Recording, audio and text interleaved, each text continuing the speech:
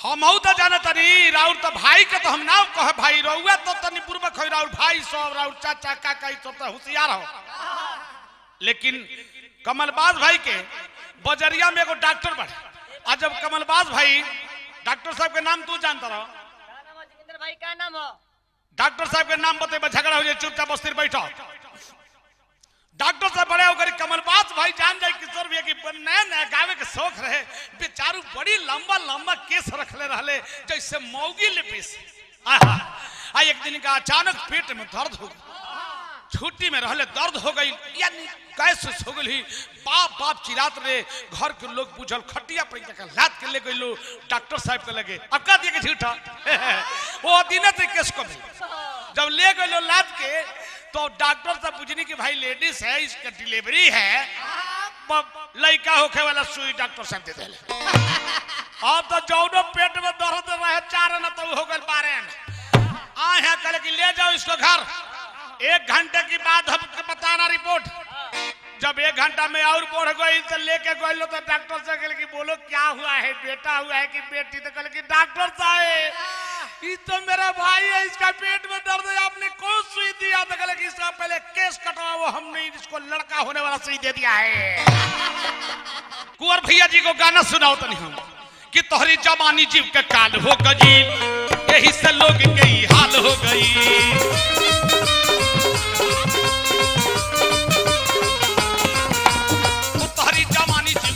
हो गई यही से लोग के हाल हो गई। भाई ना चलू जब कमर लचका के ना चलू जब कमर लचका के यही से लोग अब बेहाल हो गई हो गई सरकार तोरी जवानी जीव के काल हो गई यही से लोग के हाल हो गई।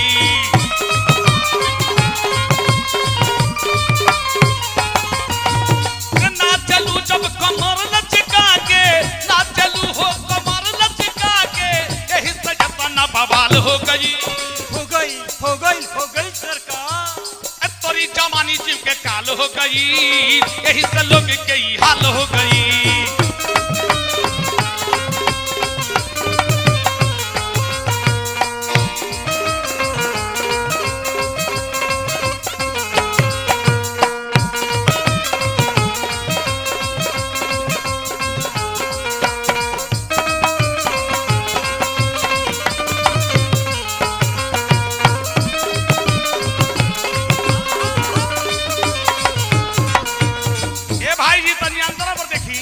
देखिए अंतरवा कहले तनी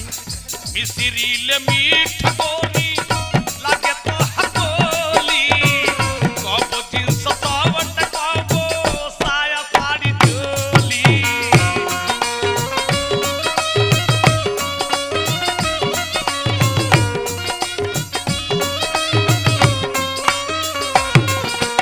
राउरे घराना हो कुंवर भाई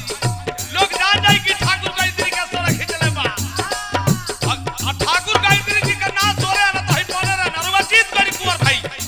रउआ जीत गनी हम हार गनी रउआ 20 बनी हम 21 बनी हाजी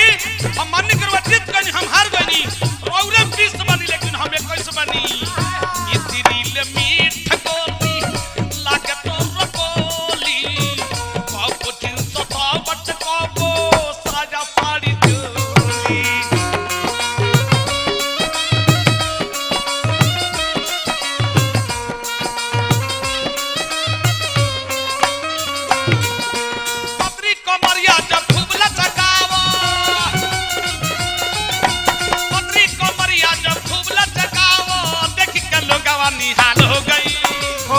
हो गई सरकार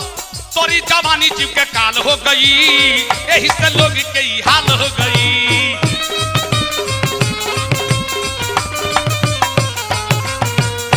पत्री कमरिया खूब लचकावो पत्री कमरिया या बुर लचकावो देख के लोग निहाल हो गई सरकार ये तोरी जवानी जीव के काल हो गई यही से लोग के हाल हो गई।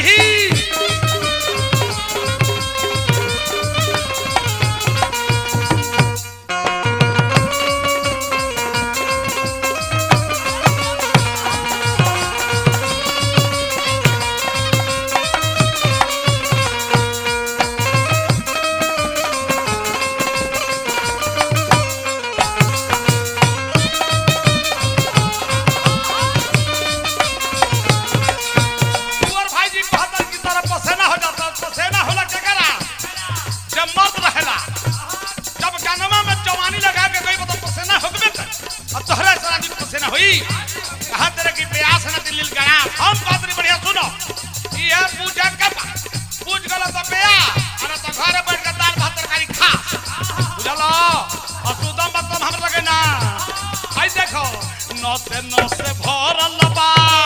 जवानी के पानी बाटे जमानी ताले कलमान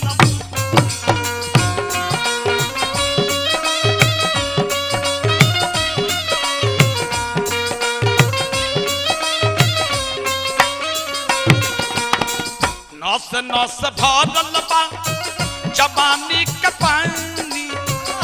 बाटे जमानी ताल कलमान मानी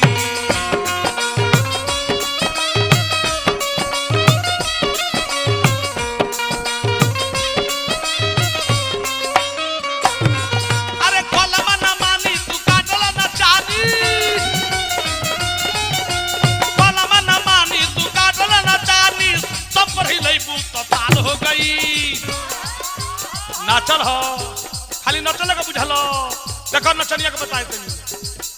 कि करबू बना मानी तू काटल न चानी सब पर ही लईबू तो ताल हो गई एगो बात कही सोचतानी ताहारा कही दिल के बात हो फिर हमारा तहरा कब होई